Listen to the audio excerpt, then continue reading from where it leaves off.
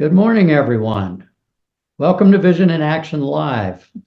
We have a presentation today on retirement economics and a discussion with Cynthia Johnson, owner of Rendezvous Press Media and head of World Art Day here in the United States. Renaissance in retirement economics. What does that really mean? Well, one of the most important parts of being able to afford the retirement of your choice is economics in founding. And it pays us to know what the plan is and how well we are prepared to execute that plan. So we're going to run through some numbers today. This is maybe a little dense and a little detailed, but there are residual resources for you on the website that will allow you to do this on a personal basis. First of all, if you were in your 40s thinking about retirement, or maybe even earlier, this is the kind of advice you would have had from various sources. One that is, by the time you reach your mid-60s, you have 10 times your current income as investments and net worth resources. Also, that you could be expected to spend up to 80% of that pre-retirement income. So let's say your income was $100,000. The first rule would have said you need $1 million in investments or net income or net resources for retirement. And what Sexton is telling you is that 80,000 would be a spending level you might anticipate for your retirement. Another spending advisory is called the 4% rule, where of your total net assets, in the first year, you draw 4%, and then in the subsequent year, you withdraw 4% plus the increase for inflation, cost of living adjustment. And normally to us on a run rate basis, that's about 3%. And then you would do that again if it's 3% the following year. Well, we're talking about where you're at in terms of you're now 65, and this is a management problem. So let's take a look at what that looks like by the numbers.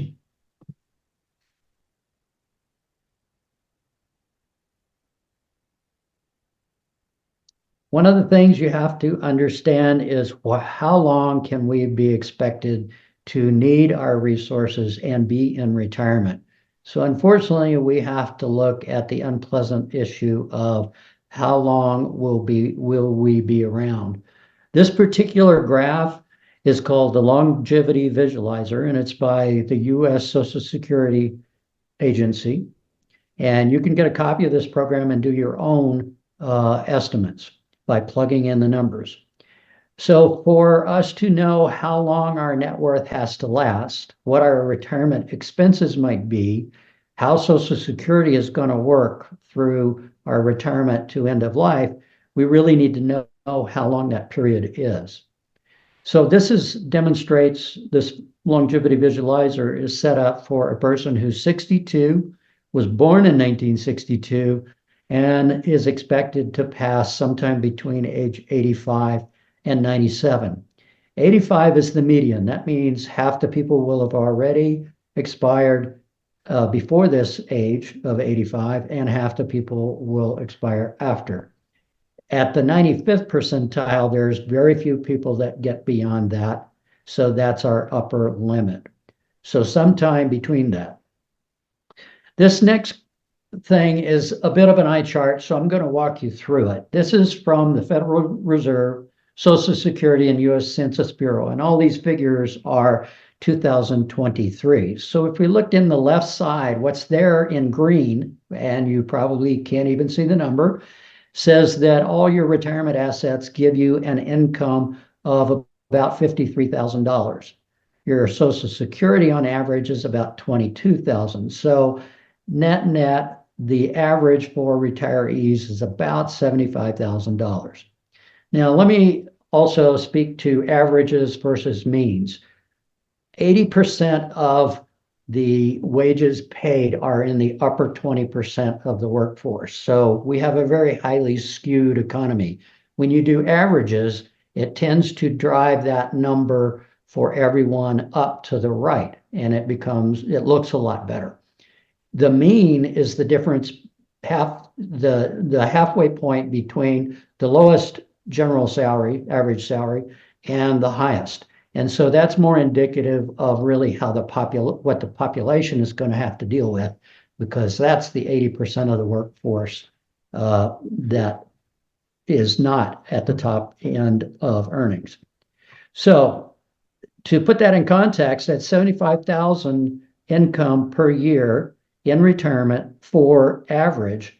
The median is actually only $48,000. So hang on to that idea.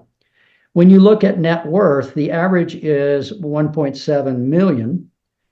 And by comparison, the median is about $400,000. So you can see why that's so different. If we look at these thumb rules, that let's say I'm going to make $75,000 a year in my average income, my net worth at that point, which is 10x, would be 938K or so. So about $1 million. So when you see the press saying you need to have $1 million to retire, that's what they're referring to. An average net worth of 1.7 million kind of makes that a pretty easy thing to do. But remember, the median net worth is only 410,000. If you look at the 4% rule, and that includes with Social Security, how much you can spend would be about 142,000 on average. Okay, but on median, it's about 68,000. So one of the things you're going to do, we're going to do this with expenses also, is you have the ability to now compare yourself and your current status against what average and means are for income and expenses. Let's talk a little bit more about retirement incomes. So ways to manage income at this age is you can work longer, or you can simply decide never to retire or work for yourself, something along that line. You could conceivably get promoted where you are, or get into a side gig that leverages your talents and knowledge. That might be fun. You could join a new company altogether, one that perhaps values your experience and expertise and pays better. And if you're a team of two retirees and you're both working, husband and wife say, or siblings perhaps, you could stagger your retirements to maintain your health insurance and your investments with employer plans. And employer plans have less administrative cost, and they usually have matching, which is basically free money to the employee. And if you're spending correctly, you can put more of your money into these employment plans, and a lot of those are also tax exempt. So there's some real advantages there. Net worth investments, what you have, we assume from that they are protected, not a chance for a great loss on them, that you're earning enough. People scoff at 3 to 5%, but sometimes 5 is fine. And the more you do in these arenas to help your income, and the sooner you do it, the better. So Social Security is a big part of this. It's about 30% of an average retirement income. Right now in 2023, 67 million people are drawing Social Security. Of that, 49 million were the wage earners who are now retired. In 2023, it's 1827 on average per each of those 67 million benefit drawers. It bears mentioning that Social Security has struggled to keep up with cost of living increases, and so over time, its purchasing power has eroded. And current workers, we're going to be okay through 2034 is the forecast, but after that, any new retirees are looking at less benefits. So let's take a look at the expense side of the equation.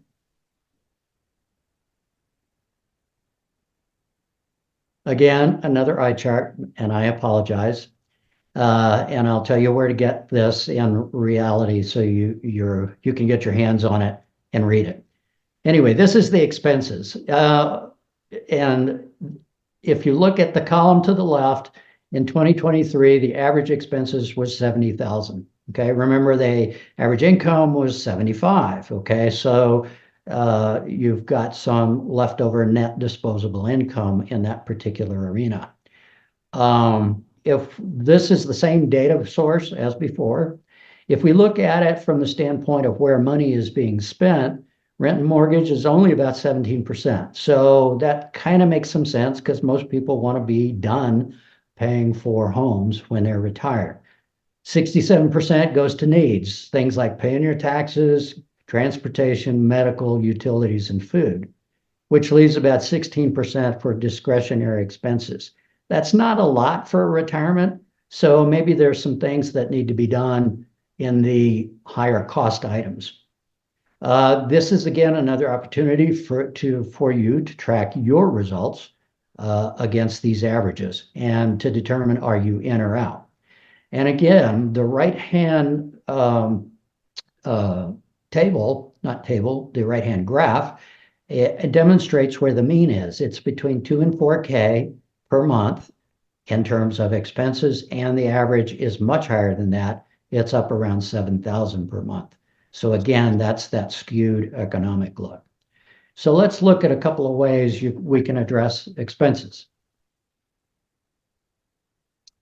So one is just eat out less often. Do more backyard barbecues. The more self-service you can do, the less you pay for the service part of things you buy. If you've got expenses, and let's say you think they're out of line, try and tackle the one that is the largest first and see if there's something that you can do there and follow the Pareto rule. Don't go for the little savings. Go for the ones that are really costing you. This might look like a mortgage refinance to you. It might look like getting your utility usage in line, more moderate. And maybe you're going to have to do a little modernization to do that. So take a look and see what you can do. Generally, it's not a zero-sum game. It's not that you can't do something, but incremental is the way to think of how you're going to improve this.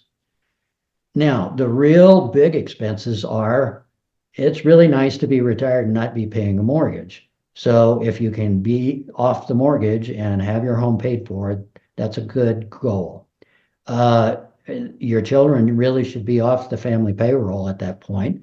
That also is a burden you shouldn't carry into retirement. And where you're located may or may not be the best cost of living scenario for your retirement. So you might want to think about, do I need to move? Or am I comfortable here and I can sustain my retirement the way I want to at this cost of living?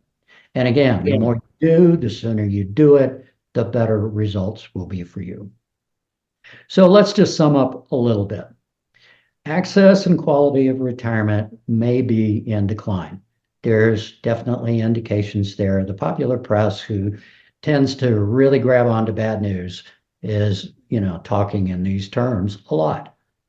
Fiscal discipline is an integral part of achieving your goals. A lot of your goals will involve, expenses that you want to engage and a lifestyle that you want to pursue.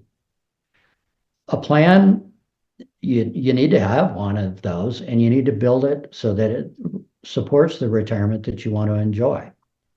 And you have every reason to run your own current income and net worth statement now and take a look at where you are and what you're going to have to do to achieve the fulfillment in retirement that you're looking for. Now, we have a newsletter on the website called Renaissance in Retirement Economics, and you can find that on the website lifelongfulfillment.com, in addition to this podcast. Now we're going to move over to our discussion with Cynthia Johnson. And this is the point in our program where we engage in other perspectives, particularly those of people leading self-directed lives, pursuing their version of lifelong fulfillment. Today we have Cynthia Johnson, owner of Rendezvous Press Media. Welcome, Cynthia. Good morning. It's great to be here. Great to have you. Thank you for having me. Now, Cynthia, Rendezvous Press Media, you're the US head of World Art Day. You're into music, you're into art. And I know you've had career before that, and you're a very busy person. So maybe what you could do is share a little bit about how you got here, and what your thinking was, what you're currently doing, and some of the particulars, how it works for you. Okay. Well, my current projects right now that have my main focus are Rendezvous Press Media, which is an independent press located in Carrizozo, New Mexico. I focus on art and photography and writing and music. The goal of Rendezvous Press is to be a meeting point for myself and for artists who have identified their own goals and who are wanting to pursue those professionally, but maybe are not geared either skill set wise or personality wise to do the marketing and or administrative end of some of the tasks that are required to move you professionally forward in those endeavors. And so it's a dream come true scenario for me because I work with people that I like on work that I like. And if we don't match that way, then that's a job I don't choose to take. But often this is the rendezvous point. So that's where the name of the company came from. I'm also beginning Lumina Arts Foundation, which is a foundation that is designed to, excuse me, help artists specifically, but also to promote the arts. That's got an international set of goals, a national plan, and we're starting locally. So that's something where I get to look at it a little bit from a philanthropic standpoint in the sense that it's a nonprofit organization, but it's a way where I get to contribute back to the community and in an area that I love. I personally feel like the visual arts is a language through which people can communicate from a lot of different perspectives, and I'm interested in participating in that. My prior career was in government work, and I got to work in all three branches of government. That was a really interesting and beneficial time for me as a person and also in my career. So I am deeply thankful for that time. And I was also really ready to move into something that was more self-directed when I made that choice. So I moved to when I ended that, I moved to California intending to go to grad school. Didn't wind up doing that and entered into art on a professional level where I'd always been involved as the collector and as a participant, but made that my professional focus. And that was 12 years ago. It's been a wild, wonderful ride. Sounds it. Yeah. So, in changing like that, those are some fairly radical changes from government employment to art and then into owning your own business, which I know you did in LA as well. Art gallery, right? Correct, yes. Yeah. And now doing what you're doing. Um, how did you come to realize that was your vision for your next phase of life? Well, when I exited the private the job, I got a space that was intended originally to be an art studio. It was really large. So I was able to do a couple of shows without really the intention of starting a gallery. It's just that I had some friends who were looking to present some work. I had the space, so we did it. It turned out well. And then people kept coming back and saying, hey, would you like to do a project with me? Could you help me with this or that? The space was unique in that it was large and it had some really big overhead doors. So it allowed sculptures to come in that were really challenging in lesser physical locations. Right.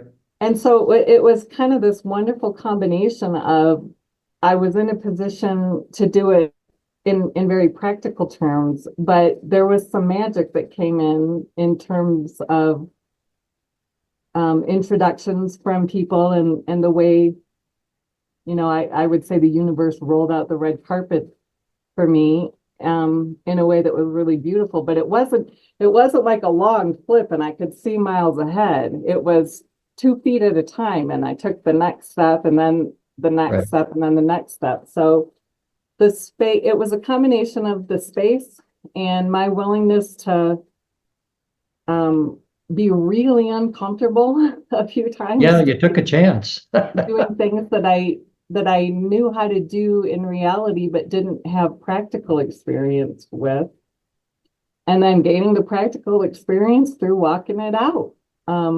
We had a couple of shows that did really well, and I wound up converting a big section of that space into a gallery and pursuing that specifically rather than as the next step of how it came about.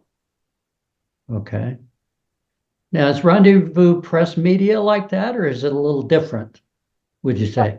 Rendezvous Press Media was different in the sense that that it is a very specifically planned business in the sense that I wrote a business plan ahead of time for this one, and Uh-huh. the similarity is that it came about because I was able to do things that were needed that didn't make sense for larger companies. So for example, some friends who were writing poetry, and that's a very hard thing to get published, very challenging thing to get published in the big houses, because their goal sets are different. And what doesn't make sense on scale for them can make sense on smaller scales. So, for example, an initial run of 300 books is never ever going to happen at a Sure. Right. big publishing house. Yeah, not enough money involved. Right, right. But and that's legit. I don't feel criticism about that. It's a different mechanism. But Sure. here we've been able to do some of those small runs because the goals were different. We didn't need to make salaries for 3,000 people. We needed to make a book that made sense. And I love doing that stuff and wanted to be able to do that. Now, I'm interested in working with people who know what their goals are. I'm not the right person for somebody saying, "Hey, I want to do something, but I'm not quite sure what." I'll say, "Hey, I love your work. Let me know when you know what you want to do." Right. Because the process for social media and for making sure that you don't wind up with a garage that's got 300 books still in it 6 years later Right. is specific. And so we want to create a success path for that. Yeah. So in all of this, it sounds very thoughtful, like you really thought about what you were doing. Did you ever run into any big problems and have to deal with those?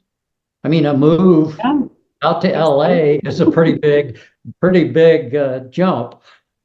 Yeah, absolutely. When I left, I was in Michigan. When I left Michigan to go to LA that time, my personal life went through a pretty radical change that I wasn't anticipating, and that was a challenge. And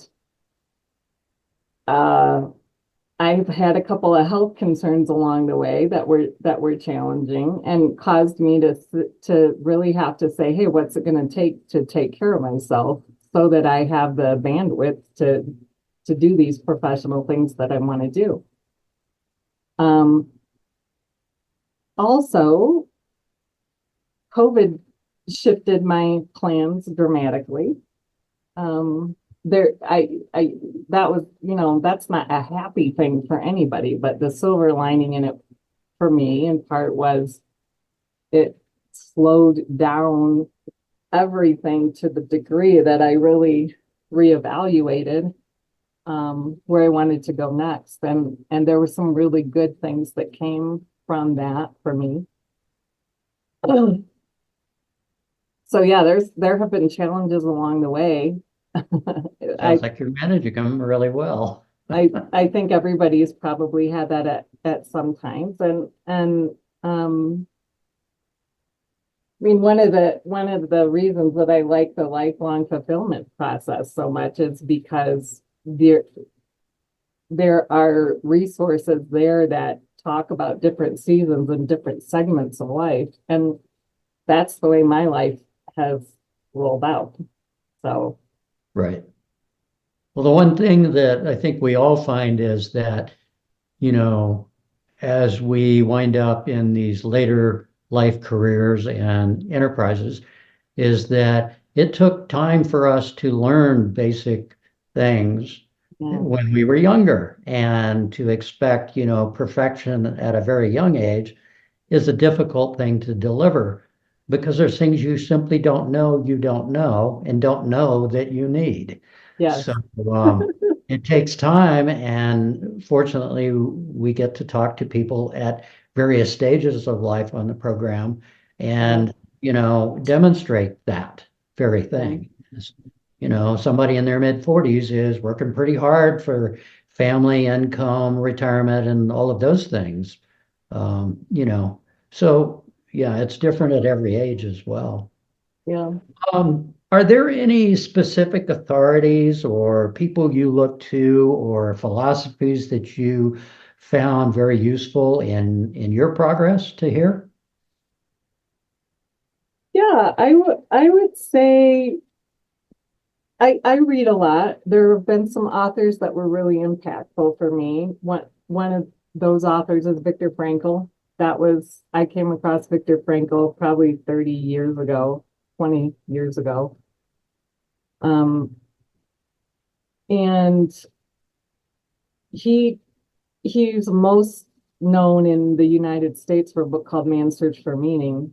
Um, and he just talked about the the difference largely between people who do well and those who don't are the ones that realize that there's a meaning beyond themselves. He developed a psychological protocol called logotherapy that I became very interested in. And in this context, the meaning of logo is meaning. So it's a meaning-based therapy.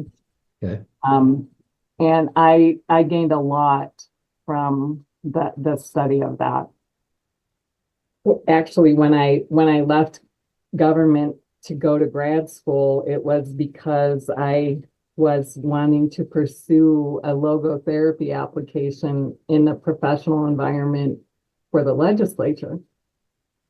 Um, and Pepperdine had a dual master's in alternative dispute resolution and public administration. And so that was where I was headed. But I was specifically interested in hanging out a shingle and working with legislators who had entered that role with good service intentions and just needed to be reminded of the reasons why. Because I think in that environment, but in all environments, we tend to in the course of pursuing success outcomes, sometimes lose our sense of why we're doing what we're doing. And and there's a portion of folks who will continue that way. There's a Right. section of people who will, with just some simple reminders, say, "Oh yeah, oh yeah, I'm not here to win, as defined as just winning at a game. I'm here to win by achieving my service goal, whatever that was." Right. Right. Well, Sounds like I ultimately determined to start working in a different sector. yeah. Um, but that is still very much in my mind, very much in my heart, although the vocabulary has changed somewhat. So Viktor Frankl was pretty meaningful. There's an author, M. Scott Peck, who is very um, meaningful in my life, and an author, Madeline L'Engle. Those are three. Right. There's been many more, but those are three that Okay. pretty big impacts on me. Well, good. Good. I think that also demonstrates that, we don't all come into life having all the answers, Mhm. and our gut feeling or intuition is not always as well informed. So we have to look to other experts and other resources, and hopefully of a factual sort of nature that really can help us Yeah. improve our process. Yeah. So, well, I, I listen. Oh, no, go ahead, please. I had a couple of bosses that were very, very excuse me, very helpful to me along the way too. And I look, it's funny because at the time you go through stuff like that, and there were some challenges in terms of being asked to do things that were very uncomfortable Right. at the time. And I look back on it and say, wow, that was one of the best things that ever happened to me. Did Yeah. not feel like it at the time, but in Right. fact was. Yeah. So A real growth experience, it sounds yeah, like. Yeah. yeah. Yeah. And people who stood with me through those experiences and helped me. And I'm Yeah. grateful for that. Well, a little bit about our initiative with lifelong fulfillment. Yeah. This is a chance for you, if you have any comments about that or any other things that you think you want to with the audience, please take this moment to share that with us. Okay. Well, there's a lot of things I like about what you're doing. A couple that were really standouts to me was my respect for the lifelong aspect of what you were talking about, that this is not a one and done way of dealing with life. Um, but for those who are willing to put in the effort, it's so worth it to know yourself and to um, allow changes as you're developing. And I think that this, excuse me, this process very much encourages that, and then gives you just an incredible list of resources that you've aggregated. It's amazing. Um, for me, since kind of looking at this again, I returned to a couple of things that I had known from long ago, but in a couple of new things that I found in your material, new to me things.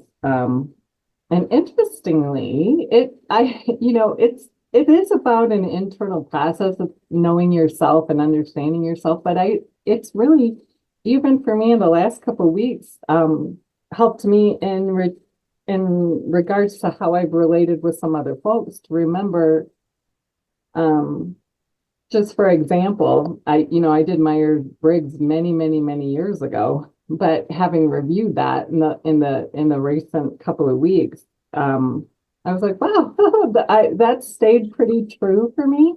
Yeah. But it's helped me in reminding me that sometimes when I'm in conversations with other folks whose personalities are different, that some of that, what feels like conflict is just simply a difference in communication. Not always. From time to time, we meet people who do not have goodwill toward one another, and that's one thing to deal with. But generally, people I have goodwill if we can understand one another. So, um, definitely in terms of my own personal fulfillment, but actually really good practical business help too. And it's both there. It's there for both reasons. Well, So, great, great. Well, thank you for that. yeah. Well, I want to say, Cynthia, it's really a pleasure to have your insights and to get those shared with our audience today. We wish you continued luck in all your endeavors, and thanks so much for joining us on Vision in Action Live today. My pleasure, Jim. Thank you for having me. Okay, we'll see you later. Bye-bye. Bye-bye. Well, everyone, that's our show for today. Thanks for joining us at Vision in Action Live. Again, these are broadcast every 2 weeks, and we will provide notification online for that. Please go to the website for any of the podcasts, newsletters, and other information that you might seek. Again, thanks for joining us. Have a great day. We'll see you next time.